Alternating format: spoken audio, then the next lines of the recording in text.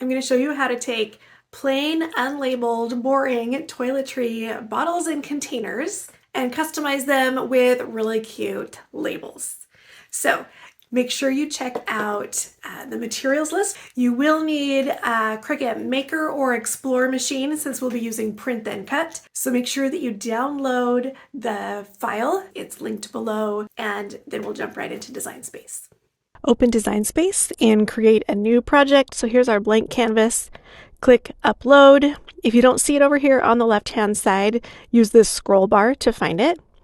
Then click Upload Image, and you're going to browse to the place on your computer where you have saved the files. Okay, we're going to first upload this floral number 1. It's already a PNG. It already has a transparent background. Make sure you click the box that says Print Then Cut and click Upload. Okay, so now there it is in our upload library. We're going to repeat the process and bring in image number 2. Navigate to the place where it's saved on your computer. Click that image. Click Complex and Continue. Again, we don't need to do anything else here. It's already a transparent background. Click Print Then Cut and click Upload. Now from our uploaded images, go ahead and click both of those pictures and hit Add to Canvas. Okay, now you're going to see that they come in larger than what we can actually print from the Cricut, and that's okay. It means that we've got a really good, high quality picture, and we're going to resize them so that they fit our containers and so that they'll fit in the Print Then Cut space that we can use with Cricut. I've measured mine already, and I know that 1.2 inches is going to be a good size that fits on the lid of these little containers that I have. Since we're working with a Print Then Cut image that has some white, I'm also going to show you another trick here. Click on this square by blank canvas, and then we can go up here and we can actually change the color of our canvas background, and it just makes it a little easier to see exactly where the picture is. With our circle the right size, we're going to line up the circle of our picture so that it's the same size. So you'll resize it so that those line up. Because of how I designed them, I know that that makes the oval labels the right size also. Okay, now let's say that you're preparing for your own trip and you want to use some of these labels, but not all of them. So I'm going to show you how you can use the slice tool to break apart this Print Then Cut image, and you can select just the labels that you want and not print any extra that are just going to be wasted. So click the shapes and bring in a square, then go up here to unlock the shape and drag it out to a rectangle that covers this whole top line of labels. And then I like to send it to the back so that I can see my sticker labels on top. You're going to select the rectangle and the picture and hit slice. And then when you drag those to the side, you can see that we can separate that top row away from the rest. So do that same thing with the next 2 rows of sticker labels. Do the slice, then pull them apart and delete the black pieces.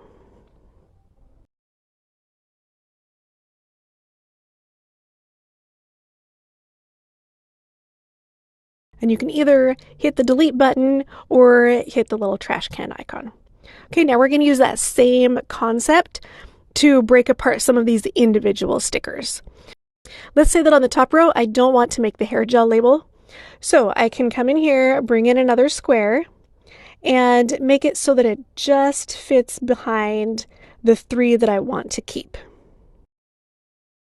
And you could do this the other way too, and just slice out the hair gel side. Select and slice. Keep what I want, delete what I don't want. Okay, so I've gotten rid of any labels that I don't want to use right now. And then this is the second image that I brought in. This is just blank labels so that you can make your own. So if you want to label something that I didn't create a pre-made label for, then you're just going to slice apart each one of these little shapes. Okay, so now we can individually edit any of these blank labels. And then this one, I'm going to make it match the height of one of these other stickers that I have up here, and then it will automatically correct to the right width. All right, and then this little tiny circle is for the even smaller travel jar. So it's a circle that's 0.8 inches. Now we're going to add our text. The font that I used on this particular label is called Love Love, and it's available from Design Bundles.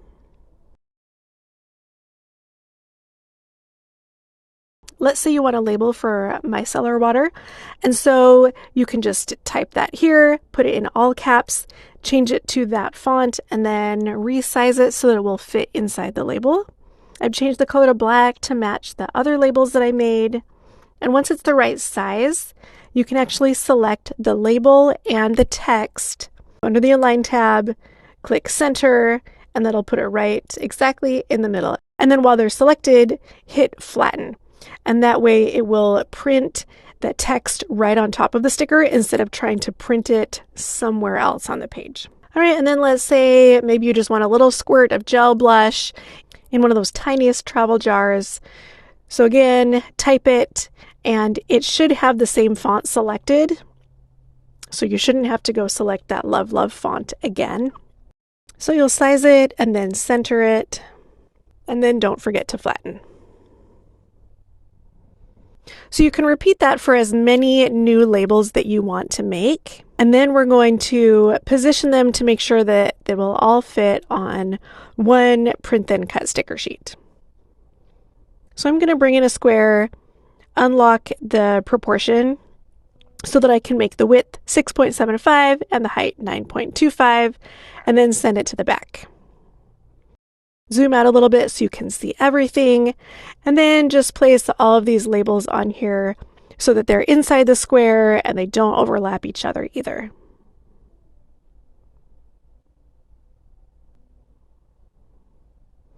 And if you wanted to, you could also print out a few blank labels that you could just write over with permanent marker if you wanted to do that too. Okay, you can delete the background square, select everything, and hit Attach. That makes everything stay in the same place in relation to each other. Then click Make It, and you can see how it's going to look on the printed sticker page. Everything looks good here. One thing that you might watch for then, if you do not flatten your word to your blank sticker, it might come out like this, so you'd want to go back and fix it. Okay, since ours looks good, we can click Continue, and then hit the Send to Printer button. You'll check to make sure that your correct printer is selected. I'm going to add bleed because I want kind of a fuzzy outline where the pink is, and click System Dialog. That will give us a few more options when we go to print. Hit Preferences and select if you have a glossy paper option. Your menu might look a little different depending on your computer. And then I also hit Best Quality. This will make sure there won't be any weird lines as it prints it out. Then hit Print. It'll print out on your printer. Then you're going to press it down to a blue matte. In Design Space, you're going to choose your settings. What worked best for me was choosing light cardstock and then setting the pressure from default to less. Press the mat up against the gray roller wheels and then push the flashing load and unload button. And then hit the arrow button when that starts flashing. Your Cricut is going to do these passes with the light on. It's reading the black square around the printed design. This is the registration square or registration marks, so it knows exactly where to cut.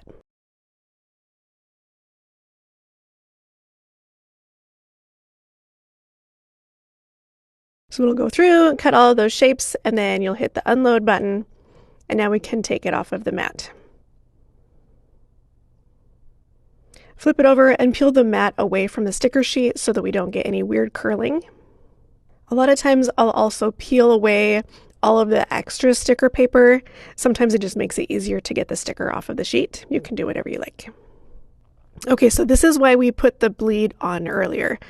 It just printed over a little bit where any of those pink flowers are, and so it cuts right on that line and you don't get any weird little white slivers around the edge of your design. All right, and then you can start labeling your bottles and your containers. I used a little piece of tape here on a couple of these bottles to hold it in place on the table. And then I lined it up with another bottle to make sure that it got in the right place. After doing a couple of them, I realized I could actually just be using one of the mats, and then I would have a sticky way to hold it down, and then I had lines I could reference built into the mat. So that's another good way to do it too. Use the circle labels to identify lids of the little jar containers.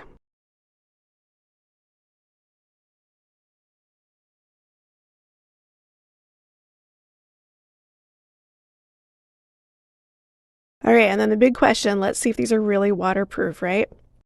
I would actually recommend letting your stickers dry for a full day before getting them wet, but these have really probably only been drying for about half an hour. So I'm sticking them in some water. I left them for about 30 seconds or so. And then you can see as I rub my finger across it, all of the ink stays on the sticker.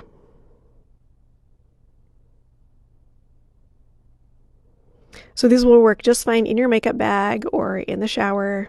And you've got a really cute coordinated set of all your toiletry items to travel. If you have any questions about this project, make sure you leave a comment and let me know.